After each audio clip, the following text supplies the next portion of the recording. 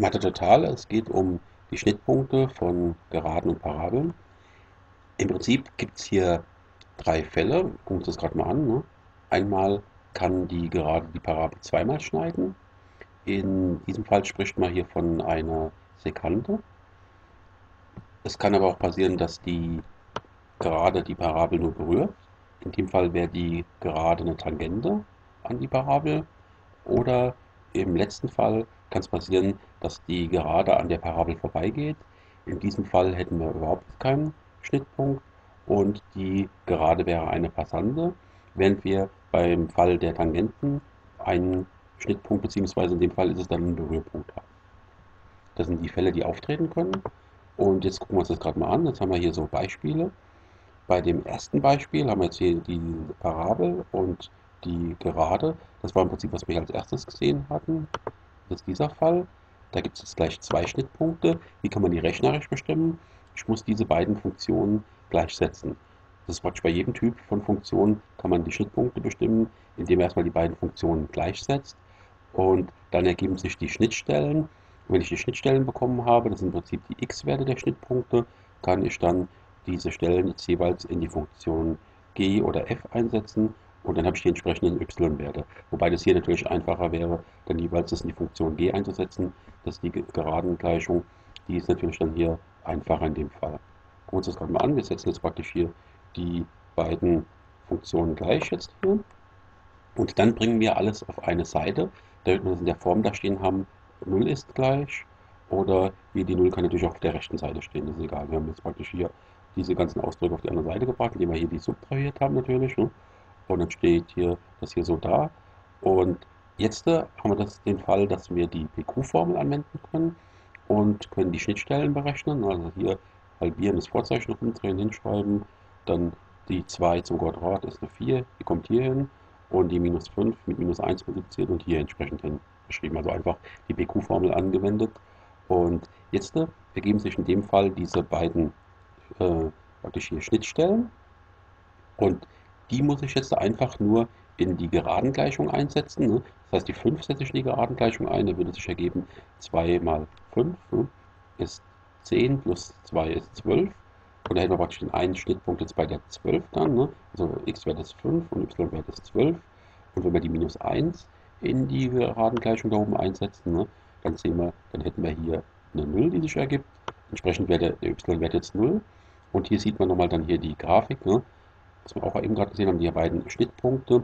Der eine liegt bei minus 1 und 0 und der andere liegt bei 5 und bei 12. Hier haben wir praktisch den Fall. Wir haben dann noch ein weiteres Beispiel, da haben wir die Grafik jetzt nicht gesehen. Wir haben noch ein Beispiel. Da haben wir hier nochmal zwei Schnittpunkte. Die wird jetzt genauso berechnet. Und jetzt nehmen wir nochmal hier den Fall, wo man nur einen Berührpunkt haben. Gucken wir uns gerade mal kurz die Grafik an. Das wäre dieser Fall. Hier wird praktisch hier die Parabel von der Geraden an der Stelle x gleich minus 4 berührt. Gehen wir jetzt gerade mal zurück. Und jetzt subtrahieren wir jetzt hier 2x und 8, damit es hier auf die andere Seite geht. Und dann haben wir das hier so dastehen. Und jetzt müssen wir noch durch minus 1,5 dividieren, beziehungsweise wir können auch gleich mit dem Kehrwert multiplizieren, aber wir nehmen das Ganze mal minus 2. Und dadurch haben wir das in die Form gebracht, dass wir die PQ-Formel anwenden können. Wir wissen, hier darf ja nichts mehr stehen, also beziehungsweise der Faktor 1 darf noch dann dastehen, ne? Hier unten, damit wir die PQ-Formel anwenden können. Ne? So, und dann kommt die PQ-Formel dran. Hier wird halbiert das Vorzeichen rumgedreht.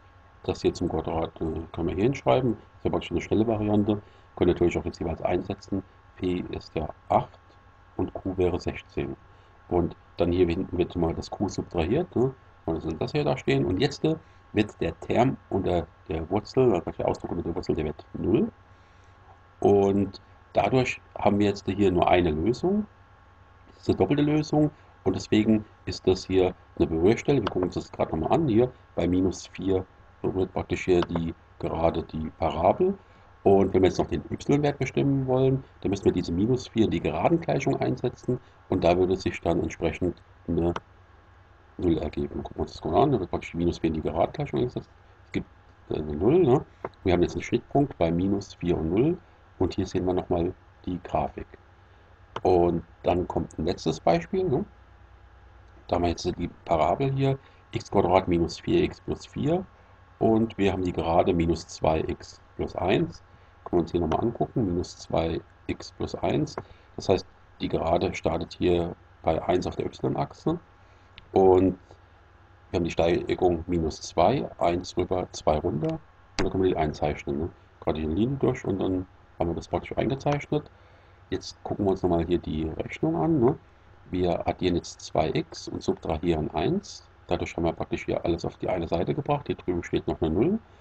Und vor x² steht jetzt hier nur noch der Faktor 1 praktisch. Das heißt, wir können direkt jetzt die PQ-Formel anwenden. Minus 2 durch minus 2 dividiert ist eine 1. 1 zum Quadrat ist 1. Und hier 3 subtrahiert. Und jetzt sehen wir folgendes. Unter der Wurzel ergibt sich hier eine minus 2, etwas Negatives.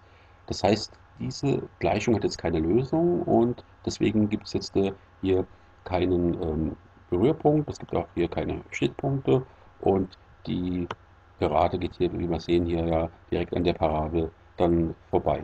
Das heißt, wichtig ist hier, was zum Schluss hier unter der Wurzel steht, ist das Negativ.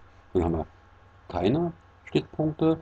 Ergibt sich eine 0 unter der Wurzel, dann haben wir einen Berührpunkt und steht was Positives unter der Wurzel, dann haben wir natürlich dann entsprechend zwei Schnittpunkte.